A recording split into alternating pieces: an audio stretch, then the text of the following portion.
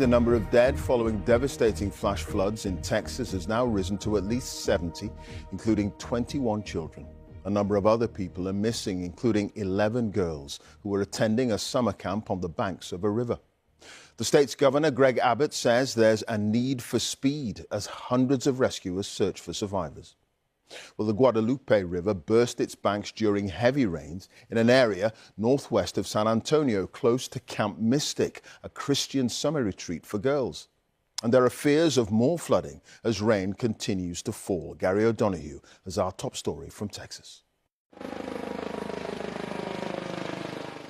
Now into the third day of this rescue effort, and the death toll continues to rise inexorably. Emergency services and volunteers have been out by the camps ever since the floodwater hit, walking the trails, looking for the missing girls. We're helping the parents of two of the missing children. And their house collapsed about 4 in the morning, and they were being washed away. And on her cell phone, the last message they got was, "We're being washed away," and the phone went dead. So I'm just across the river now from Camp Mystic, and you can see where the recreation hall had its whole front wall torn away. There are still some rescue workers over there sifting through the debris because there are still some of the girls missing. But as time passes, now well beyond 48 hours after the flooding, hope of finding anyone alive is significantly diminishing. Debris still scatters the huts at Camp Mystic, where the girls were staying for the Independence Day holiday weekend. And there are parents who still do not know where their children are, like Michael. We got here and started looking, and the game warden showed up. Or we went as far as we could downstream, but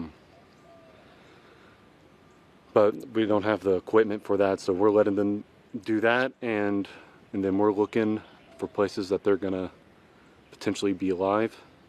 More than 800 people have already been rescued in the past days, though many did not make it. They included Jane Ragsdale, described as the heart and soul of the camp where she was the director. Julian Ryan, whose final words to his fiancée were, "I'm sorry, I'm not going to make it. I love you all." And 8-year-old Renee, whose family said she was having the time of her life at Camp Mystic. Mystic's co-owner, Dick Eastland, from a family that spent generations running the camp, is also among the dead. Conditions continue to be challenging for the rescue teams, with more warnings about further rain and potential flooding. Local officials say they're doing everything they can. We want to make sure that we continue to focus. We still have 11 missing children that we want to get reunited with our families. Until we can get reunited with our families, we are not going to stop until we do. So, thank you. This tragedy is far from over, and while this devastated community continues to come to terms with its loss, it's also starting to ask questions about how it could have been caught so off guard by this torrential flood. Yeah, Gary, you mentioned challenging conditions for those trying to find survivors. What are the hopes of pulling out anyone else alive? Well, the hopes are pretty low, to be honest, Clive, this amount of time on from the flood. And, of course, conditions are worsening. In fact, we were down by the river talking to people about an hour and a half ago, and suddenly there were a lot of police cordons, a lot of people with megaphones shouting that there was a 10-foot wall of water coming down the river, evacuating everyone up to higher ground where we are now. Now, it seems that wall of water may be hitting somewhere else, a creek a little bit further down, not that part of the river where the camps were, but you can see that these flash floods are still a big problem. We're getting constant alerts on our phones, emergency alerts about the potential for flooding. So immensely challenging environment. And still, as well as the children, the 10 children and the one camp supervisor missing, there's hundreds, possibly thousands of other people that would have been holidaying in this area. The authorities have no idea how many of those are safe or not.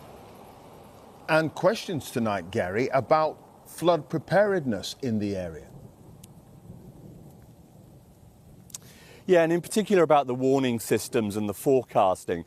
There were emergency alerts sent by the National Weather Service in the early hours of Friday morning for these floods, but no one really forecast the size of the water surge there would be. Now, there have been cuts to the National Weather Service and the National Oceanic and Atmospheric Administration, cuts introduced by Elon Musk's Doge department at the beginning of this administration, but big pushback from the administration on this, saying that's not what it is. They say the equipment needs upgrading.